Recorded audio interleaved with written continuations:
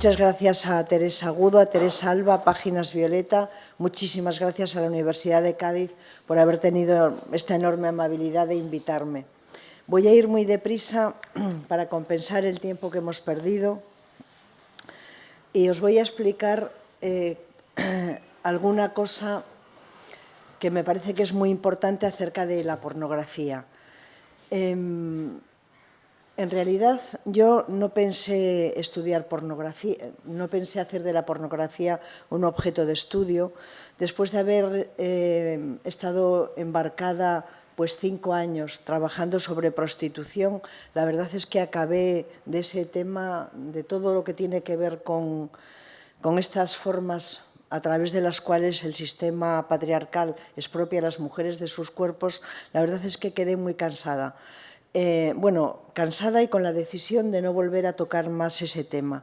Pero lo cierto es que cada vez que iba a dar una charla, la gente siempre me preguntaba por la pornografía.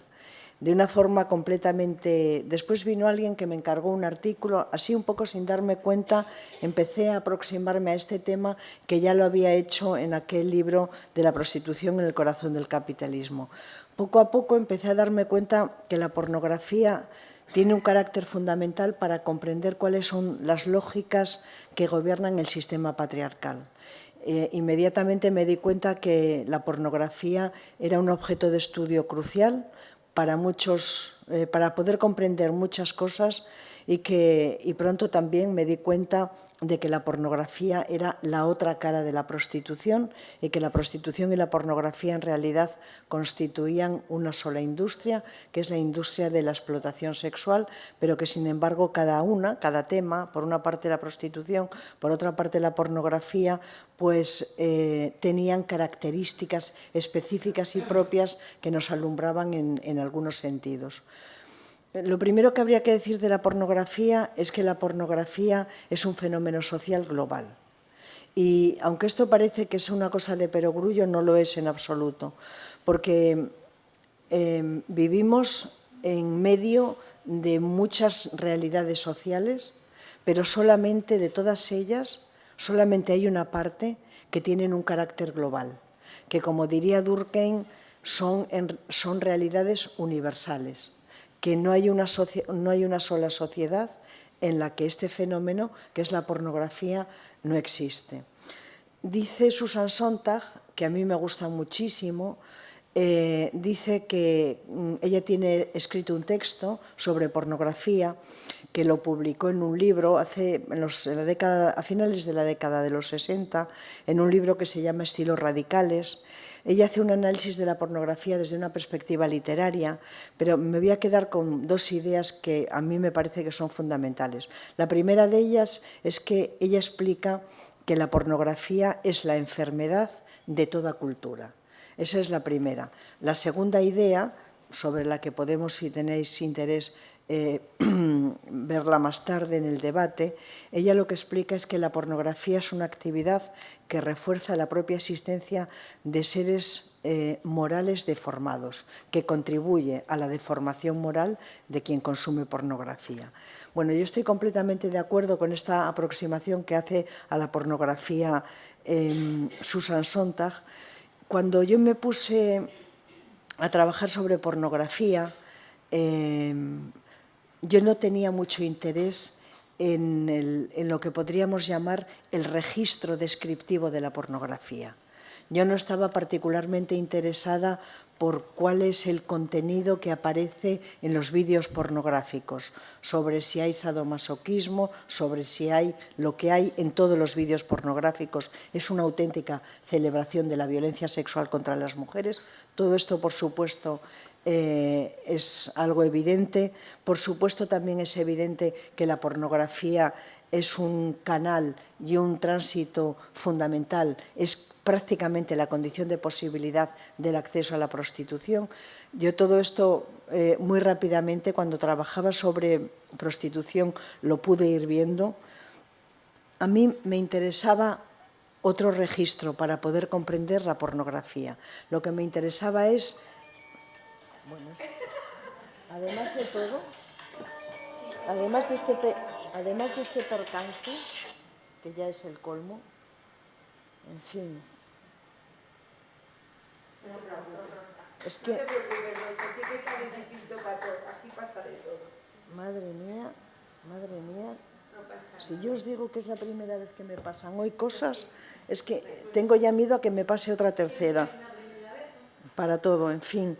Bueno, yo quería deciros que a mí lo que me interesaba de la pornografía no era el registro descriptivo de cuál es el contenido que hay, que es un contenido, por otra parte, muy común y que es una erotización de la violencia contra las mujeres. No era eso lo que más me interesaba. A mí lo que más me interesaba era poder comprender cuáles son algunos, porque es imposible saberlo todo, cuáles son algunos de los subtextos que hay en la pornografía. Es decir, cuál es su agenda oculta.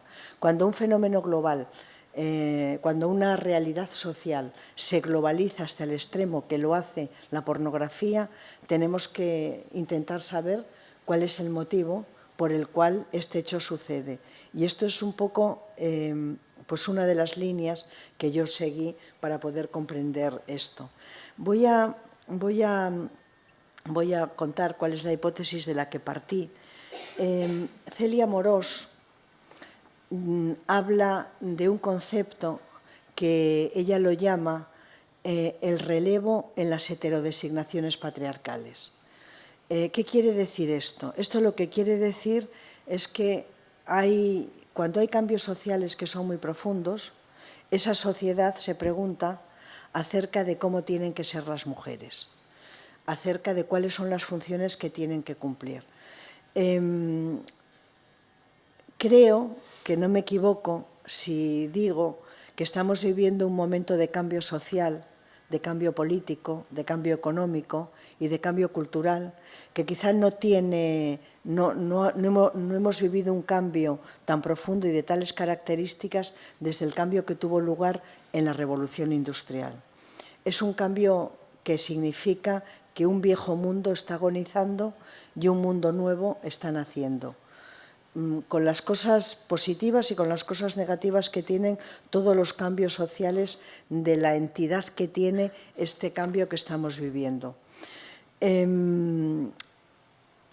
Utilizo este concepto de Celia Morós porque a lo que ella se refiere es a que cada momento histórico que surge, cada gran crisis o cada cambio social muy fuerte, las sociedades y quienes en esas sociedades tienen una posición de poder, que son las élites patriarcales, ponen en pie un nuevo orden de designación sobre las mujeres.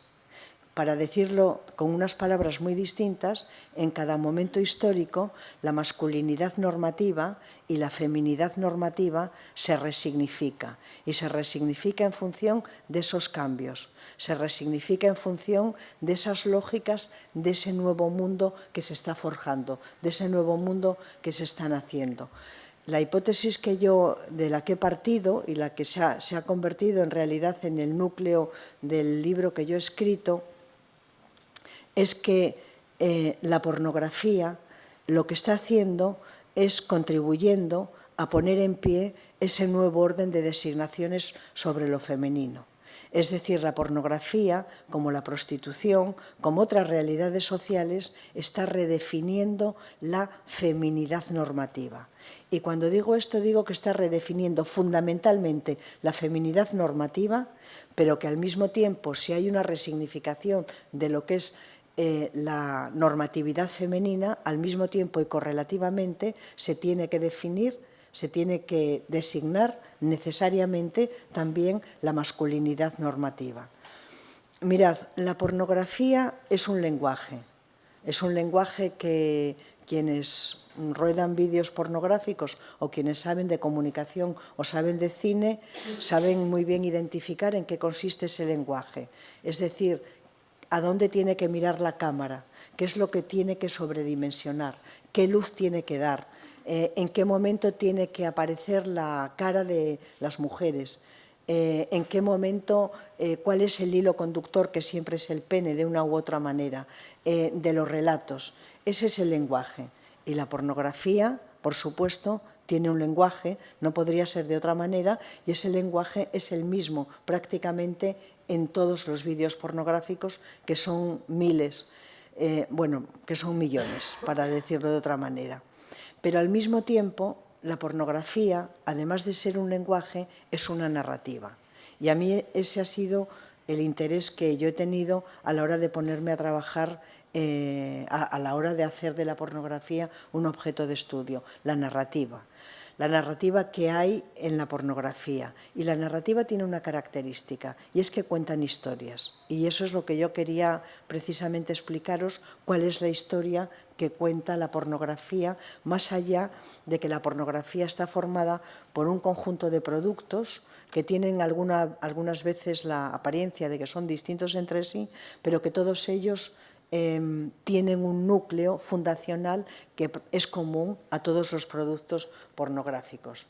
Por lo tanto, la pornografía lo que cuenta es una historia. ¿Qué historia cuenta la pornografía? Bueno, la pornografía cuenta, entre otras muchas historias, la pornografía parecería, y así es como se quiere vender, parecería que la pornografía tiene que ver con el placer. Parecería que la pornografía es un producto que contribuye pues, a que los varones, que son quienes consumen masivamente pornografía, obtengan algún tipo de gratificación. Voy a hacer un inciso para deciros que la pornografía se consume masivamente, se consume en todas las sociedades, pero que en la nuestra, algo más, esto lo explica muy bien Lluís Ballester, algo más de las 2/3 partes de quien consume pornografía son hombres, apenas 1/3 parte de quien consume pornografía son mujeres. La pornografía es un producto que ha sido diseñado por varones y que al mismo tiempo está destinado al consumo masculino. Esta es una característica sin la cual tampoco se podría entender la pornografía. Otra cosa que me parece que es muy importante es que la pornografía, como os decía, es una narrativa. Y es una narrativa que ancla el yo en la sexualidad. Porque desde este punto de vista, la pornografía contribuye de una manera decisiva a la formación de una nueva subjetividad. Yo decía que son muchos más los hombres que consumen pornografía que las mujeres, son mucho más la población joven que consume pornografía que la población que es mucho más adulta. La característica que tiene este consumo masivo de pornografía es que está poniendo en pie una subjetividad que es nueva, una subjetividad en la cual la idea de poder tiene un carácter crucial, porque la pornografía, como decía hace un momento, en realidad no nos está hablando de placer, la pornografía nos está hablando de poder. Y os voy a poner 2 o 3 ejemplos para que veáis qué es lo que quiero decir. Esta semana pasada, o la anterior, o ya no recuerdo muy bien, salía a los medios de comunicación un presentador que se llama Santi Millán, que no sé si lo conocéis, que le habían grabado, no, que se había grabado él a sí mismo, que hay que ser bobo en algún sentido, desde luego, aunque seguro que lo es en todos, pero bueno, se había grabado a sí mismo estando en la cama con una mujer, con una chica, me imagino, y me apostaría el cuello además que era joven. Como yo estoy con esto de la pornografía, que en realidad nunca quito el dedo del renglón, me puse a buscar el vídeo de Santi Millán en el ordenador, en la red, y no lo encontré. Hay que decir también que yo tampoco soy una súper expertísima en redes informacionales, en fin, en redes sociales. Lo abandoné muy pronto, pero ya cuando lo estaba abandonando, el vídeo sexual de Santi Millán me llevó a una página pornográfica. Y pensé, joder, ¿cuánto tiempo hace? Porque yo en mayo del 2020 en realidad terminé de consumir así profesionalmente pornografía. Yo hasta aquel momento en realidad no había visto ningún vídeo pornográfico. Y en este vídeo lo que sale, me apareció así, lo que sale es lo siguiente. Sale una mujer a la que no se ve, que solamente está desde el foco, la cámara sobredimensiona, apunta directamente a la vagina de la mujer y aparece una pierna de un hombre con un pie y el pie va entrando en la vagina de la mujer. Va entrando hasta donde puede entrar, justamente hasta el empeine, ¿no? Bueno, no terminé de ver el vídeo, que los vídeos suelen ser bastante breves, en general, ¿no? Suelen durar, bueno, de 10 a 30 minutos, pero, en fin, por la ley ¿no? de que hay que consumir de una manera rápida e instantánea, se hacen muy breves. Yo apenas estuve un minuto, pero sí lo suficiente para ver cómo el pie se iba moviendo e iba entrando cada vez más. No era un pie de un 36, era un pie de más de un 40. La pregunta es, ¿dónde podemos hallar lo que se supone que es el contenido fundamental de los vídeos pornográficos, que es la sexualidad? ¿Dónde lo podemos encontrar en ese vídeo? Este es uno. Hay otro que es muy explicativo, donde un tipo que se denomina actor, que no recuerdo cómo se llama, que es muy famoso en España, y que seguramente sabréis quién es, ese mismo, aparece, llama a una puerta de un piso, aparece una chica, una mujer que es extraordinariamente guapa, en un piso que es de diseño.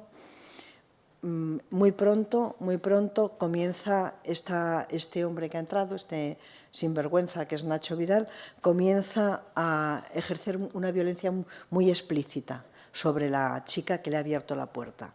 Y cuando digo muy explícita, quiero decir que la ata, antes de atarle le pega una buena paliza, le pone una bolsa de plástico en la cabeza, se la mete la cabeza en una bolsa de agua. Bueno, es algo impresionante y es todo, continuamente es así, y a un acto de violencia grande le sucede otro acto de violencia que es mayor. Cuando yo estaba viendo este vídeo pornográfico y estaba con mi cuaderno tomando notas, me hice una pregunta, y la pregunta es ¿y dónde está algo que tenga que ver con la sexualidad? Lo único que hubo, algo relacionado con la sexualidad, es que después de que ella está atada, después de que tiene el cuerpo enrojecido, después de que le ha pegado una paliza, después de que ha tratado de asfixiarla, este actor, entre comillas, por supuesto, simplemente lo único que hace es masturbarse.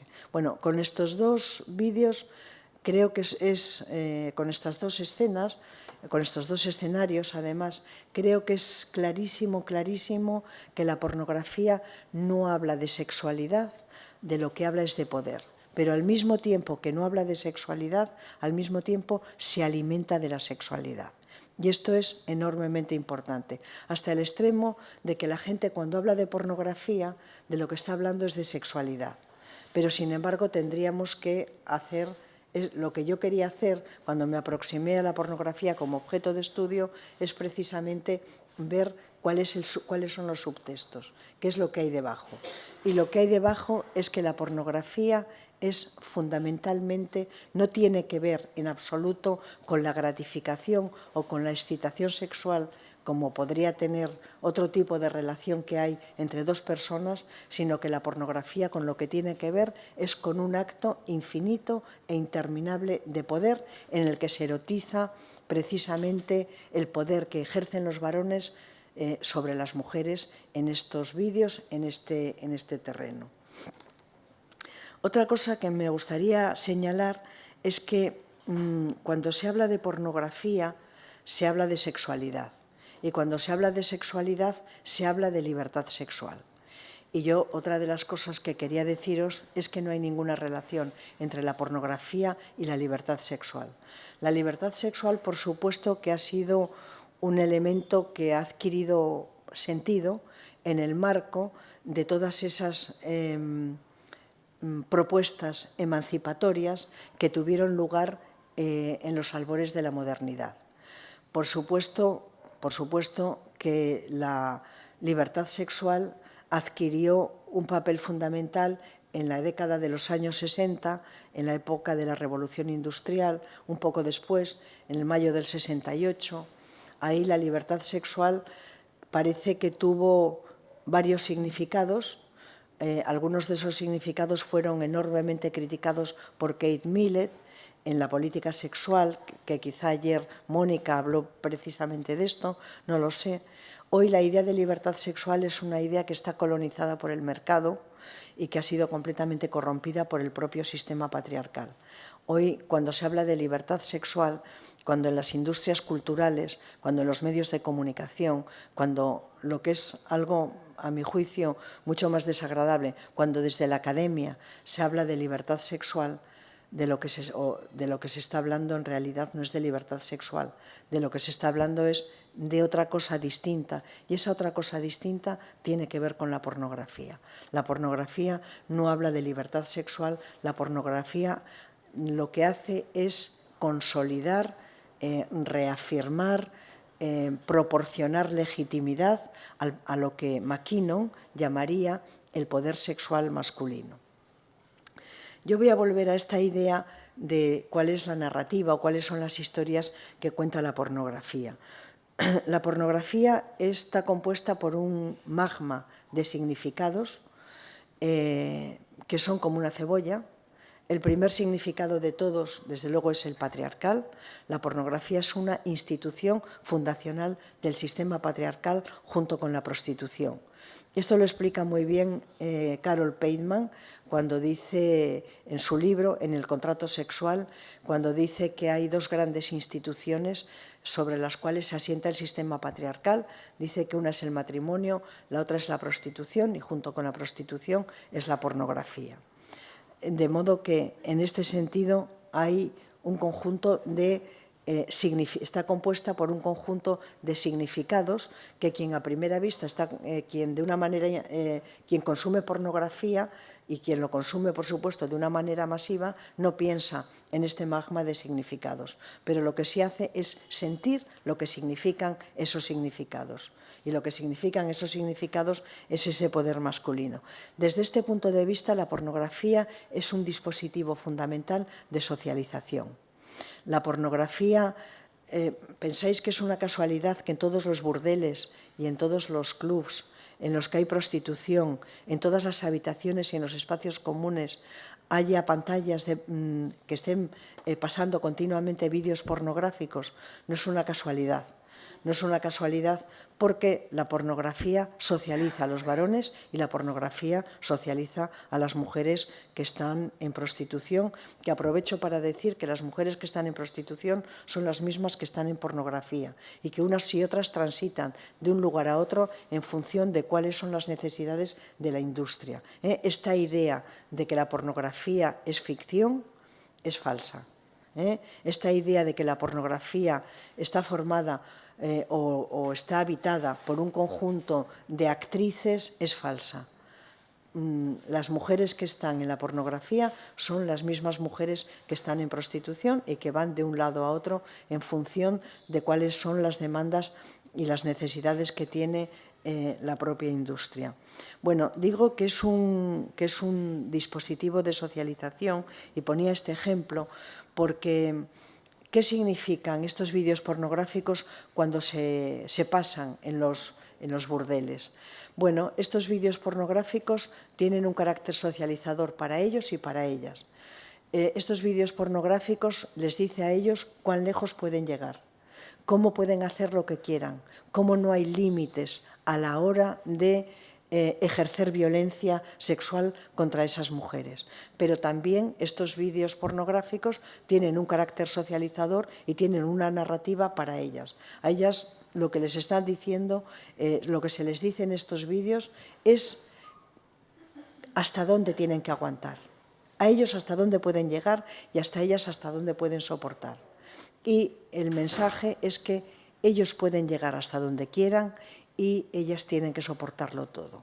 Por lo tanto, desde ese punto de vista, la pornografía es un dispositivo fundamental de socialización, pero no acaba ahí, no acaba una vez que se han cerrado las puertas de los burdeles. La pornografía se ha convertido realmente en la pedagogía fundamental, sobre todo para los chicos más jóvenes, sobre todo para los adolescentes. Me decía Lluís Ballester que en el último estudio que se acaba de hacer, que han estado haciendo él y otro profesor de la Universidad de Santiago, ahora la primera edad a la que se comienza a consumir pornografía es a los 7 años. El año pasado era a los 8, este año ya es a los 7.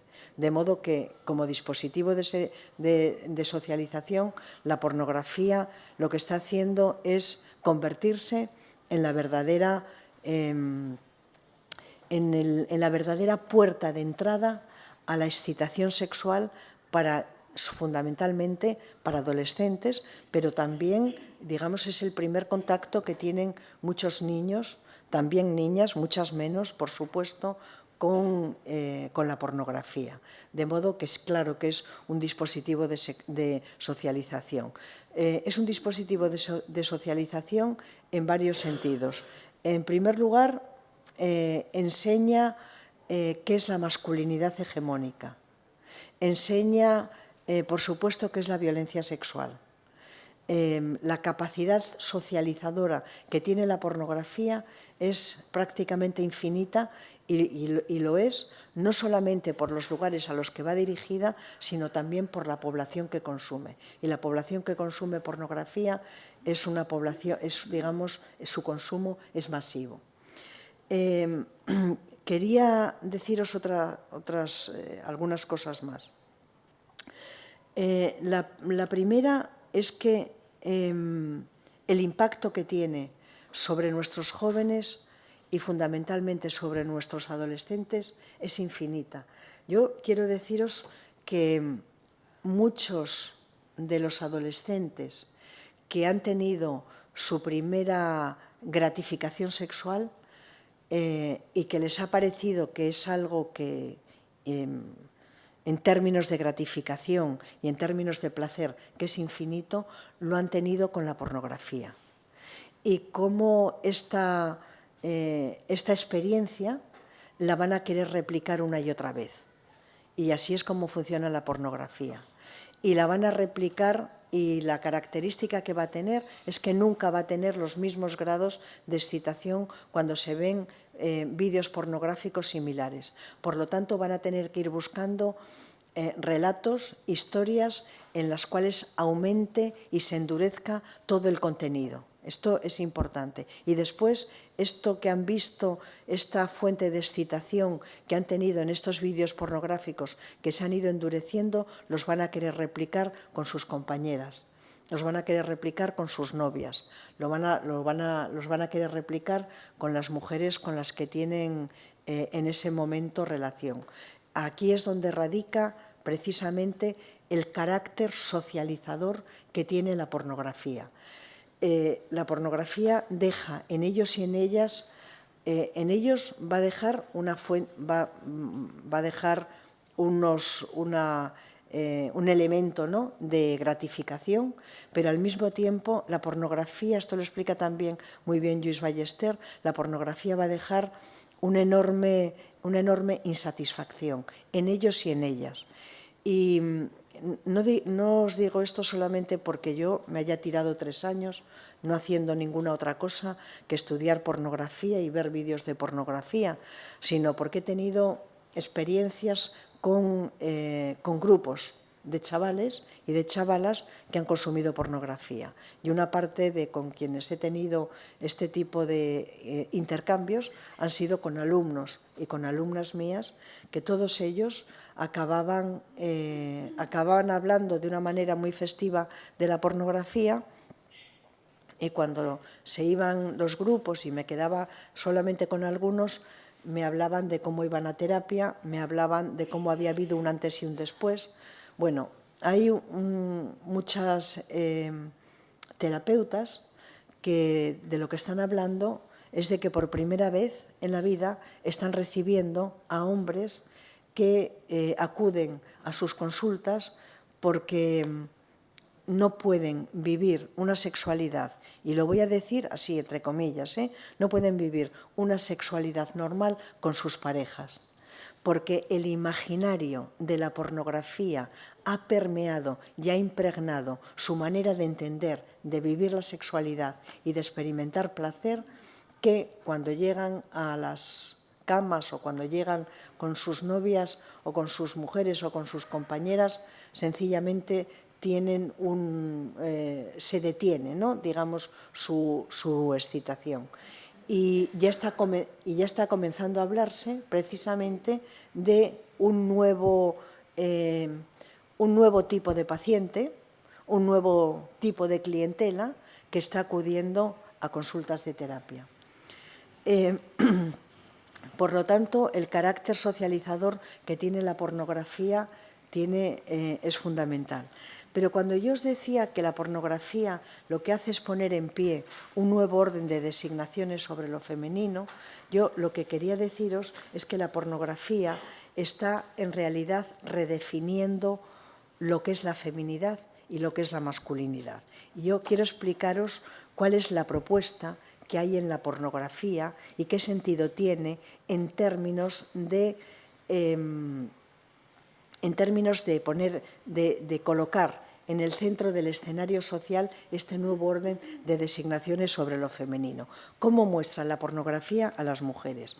Las muestra de la siguiente manera. Son mujeres hipersexualizadas, carecen de individualidad, son mostradas como si careciesen de sentimientos, son receptoras de violencia, siempre son objeto, nunca son sujeto, siempre aparecen como seres pasivos, nunca aparecen como seres activos, siempre son receptoras de violencia, ellas no ejecutan nunca agresiones a no ser que esa sea una demanda masculina, siempre son víctimas, nunca son victimarios, siempre son proveedoras del placer masculino, pero siempre en la pornografía, y esa es una de las características fundamentales, ellas tienen que negar sus propios deseos para servir a los deseos ajenos, que son los deseos masculinos.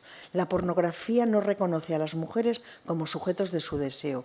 Muy al contrario, y esto me parece que es una idea fundamental, anuncia su aniquilación simbólica. Y si no, ¿cómo podríamos explicarnos que en todos los vídeos pornográficos las mujeres sean receptoras continuas de violencia? ¿Es que eso no tiene ningún significado? Claro que lo tiene. Hay una propuesta de aniquilación simbólica, pero hay muchas veces en las cuales hay un deslizamiento de esa propuesta de aniquilación simbólica a una propuesta de aniquilación física. Todas aquellas características que definen a lo que es un sujeto, a lo que es un individuo, son pulverizadas en los relatos pornográficos. Ahora bien, la propuesta de feminidad de las representaciones pornográficas, y esto me parece que es muy importante, no es un modelo normativo al que deban de adaptarse todas las mujeres. Es una propuesta para las más pobres. El asunto es que la gente normalice la pornografía y entienda que la pornografía es un nicho laboral. En el momento en el que esta idea comienza a consolidarse, deja de ser una propuesta para las más pobres y para las más vulnerables y pasa a ser una propuesta para otras que no son ni tan pobres ni tan vulnerables. Solamente de esta manera podemos entender lo que significa y quiénes son las mujeres que habitan todos estos relatos en OnlyFans. Y os digo, por ejemplo, que el año pasado tuve 5 alumnas que tenían varias compañeras o amigas, quizá algunas de ellas lo eran, no lo sé, que estaban en OnlyFans. Tendrían grados de vulnerabilidad, estoy segura, pero desde luego no venían de situaciones de pobreza extrema. Por lo tanto, yo lo que quiero que veáis es cómo este modelo normativo que se propone en la pornografía y que inicialmente es para quienes no tienen recursos y para los que tienen que acudir a cualquier cosa para vivir, se está extendiendo en la misma medida y al mismo ritmo que se está normalizando. Yo creo que podríamos decir que hay en la pornografía las mujeres son definidas entre la insignificancia y el no ser. Esta es la propuesta de resignificación de la normatividad femenina que aparece en los relatos pornográficos y se convierte en un espejo, en un modelo en el que se van a mirar muchos hombres, en el que muchos hombres van a entender que las mujeres deben de ser así, que las mujeres tienen que ser así, que ellos quieren mujeres que sean así. Ahora bien, ¿cómo se define lo masculino en los relatos pornográficos. En los relatos pornográficos hay una propuesta de masculinidad normativa y esa propuesta de masculinidad normativa contiene una propuesta de una nueva cultura emocional que está caracterizada por el dominio sexual sobre las mujeres, por la exhibición de la virilidad, por la desconexión de sentimientos de empatía, por la clausura de la intimidad, por la exaltación del deseo propio, y hay, desde luego, un lenguaje de confirmación de la hipermasculinidad. El porno, la pornografía, es un dispositivo para conquistar la soberanía masculina sobre las mujeres, para conquistar la soberanía masculina sobre sus cuerpos. En la pornografía hay una propuesta de erotización de la violencia contra las mujeres. Hay una propuesta, lo que están recibiendo nuestros adolescentes, nuestros estudiantes, es que el sexo no se negocia, que el sexo se impone, que solamente hay una imposición unilateral de una de las dos partes de los deseos.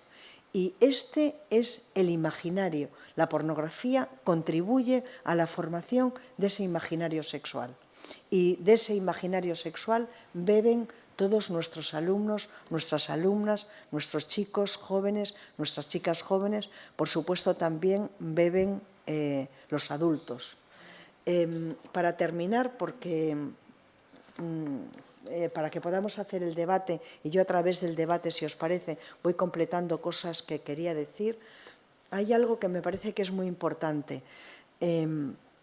Dicen mucha gente, está, digamos, en el clima cultural, que la pornografía en realidad es ficción, que la pornografía no es realidad.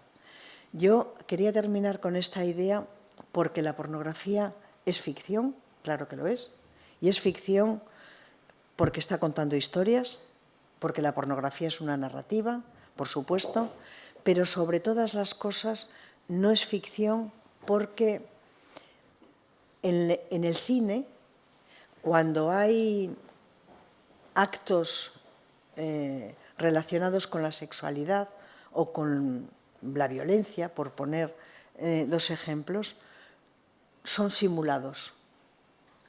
Lo que ocurre en la pornografía no hay simulación. En la pornografía ocurre lo que vemos. Cuando una mujer está siendo azotada, vemos su cuerpo enrojecido. Cuando vemos una triple penetración, es que esa triple penetración está ocurriendo.